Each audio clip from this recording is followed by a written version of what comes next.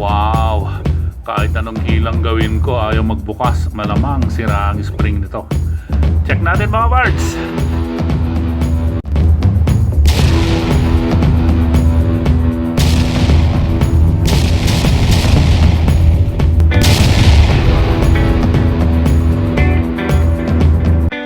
Paano ang sikreto para mabuksan natin ang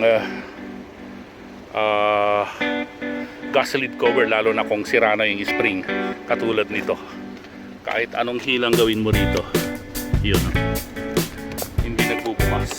O yun, kita nyo, nakasagad na yung paghila ko dun sa ano niya, lever niya ng opener. Hindi nagbubukas talaga. Problema kasi niyan, yun, wala na yung tensioner niya, basag na. Dapat may tensioner dito.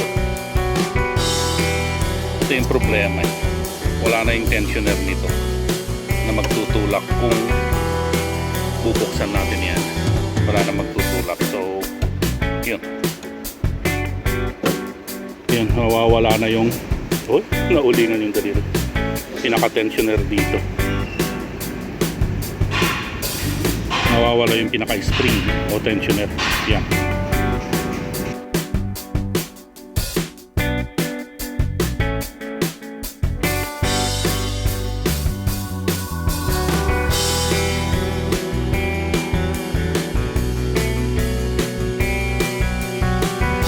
Paano ang sikreto para mabuksan natin ang gas lid cover, lalo na kung sira na yung spring katulad nito? So, isa sa sikretong pwede natin gawin is kumuha tayo ng anong bagay na magiging tensioner. Halimbawa to, pakaingatan nyo lang na hindi magasgas yung pintura. Yun, ilalagay natin yan ganyan para may tension siyang bumuka kung hihilain natin ito. Yun, ayan.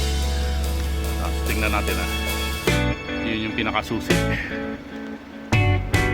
Yan, kung hinila ko yung lever na to, malalaglag yan. Yung sabihin bukas na 1, 2, 3. Yun.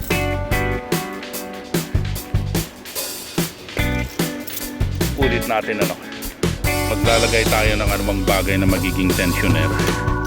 Yan, para pumuka kung hihilain natin yung pinakalang.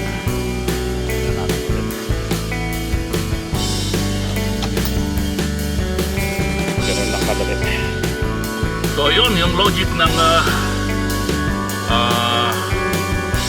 pagbukas ng hindi bumubukas na takip ng gasolinahan o diesel man yan.